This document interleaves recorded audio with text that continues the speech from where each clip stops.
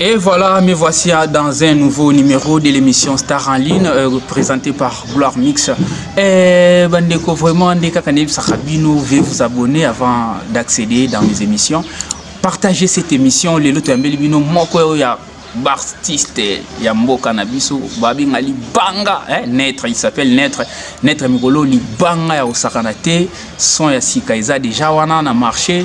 Vous préparez déjà ba clip boroyoka son et koleka na ba chaîne belé Netre aza awa pona kotali sabiso lisusu elengi nini oyo ya memeli bino titre eza nini makambo belé moyenga na lobanyon so ezate vraiment sans plus tarder non solo la na po apesa bino ba détails na titre na oyo ezali ya sika vraiment Netre bonjour. Bonjour DJ Gloire.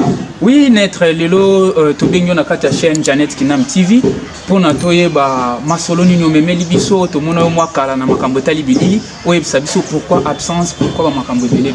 Absence c'est ça là qui le monde de la musique des alaka. Monde de la musique c'est une préparation pour te ba pour lamba bilo en bien pour sortir au marché ba fan na biso pe faut ba se faire. Vraiment.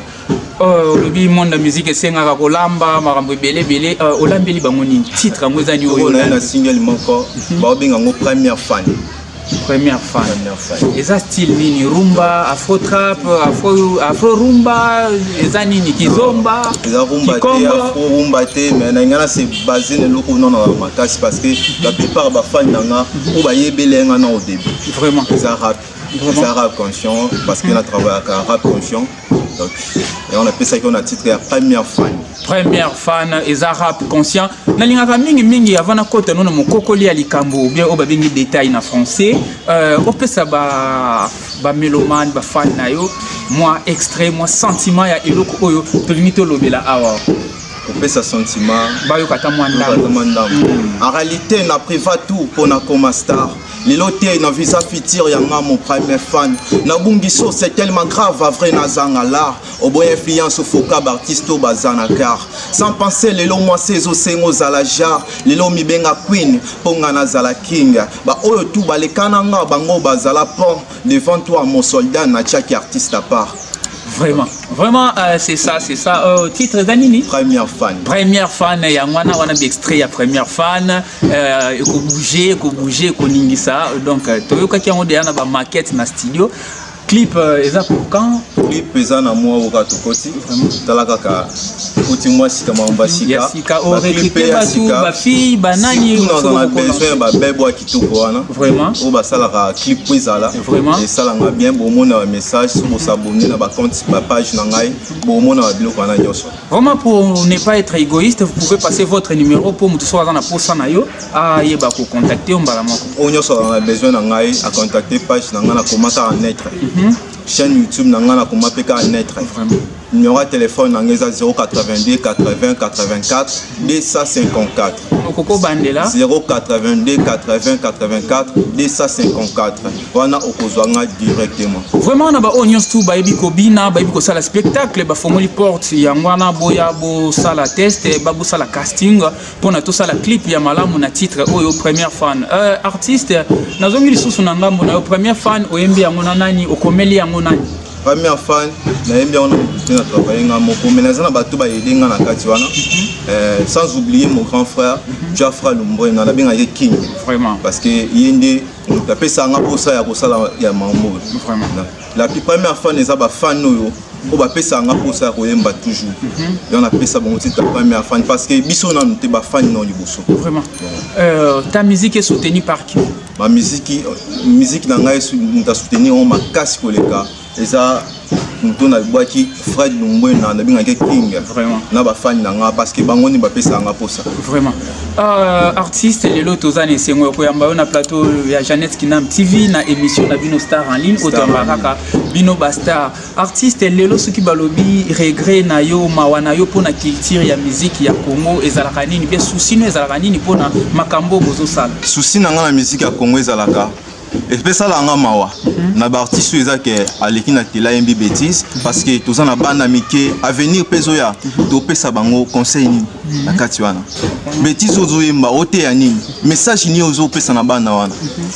et ça la ngara juste passé vraiment artiste bongo pona makamatali bakonzi ya mboka ndenge bapesaka bino baartiste mokongo bazo reconnaître valeur na bino te lelo soki tozwi age noto tiena age ya Wizkid bien techno bokoki kozala age moko mais kotala ndenge ba jeune wana baza ko avancer ndenge gouvernement ezali kotia misu na makamu na bango eza ndenge moko te na oya bino ezolekela nakoki ko pona tozala sembo na ndimite ke yo yebelonga ministre culture non peut beaucoup tana te bongo non vraiment message ne cause ani pona bankonzi ya mboka vraiment et ça la nga pasi parce que tout ça la musique na biso biso moko na ba propre effort na biso donc ministre de la culture donc peut-être que l'onglet peut la courir bangote nzokande c'est important parce que musique nous a un message étant musara mboka to éviter tout ça la nini soit to lo ba comment pour ameka un peu ko chabiso pe misu a chabiso pe maboko parce que to faire évoluer musique na biso. Et le message est passé, c'était l'émission Star en ligne présentée par Gloire Mix. J'étais avec Naître sur ces plateaux. Naître, tout comme clore émission, une dernière question avant tout Kabwana. Question nanga Ezaboui. Lelo, yozole sa musique et ta musique ezole sa. Pour l'instant, dans un moment où Ezaki ngani mnazole sa na musique. Parce que non faire croire aux gens ceux qui nazanani, tout soit na yo pesa bango nini.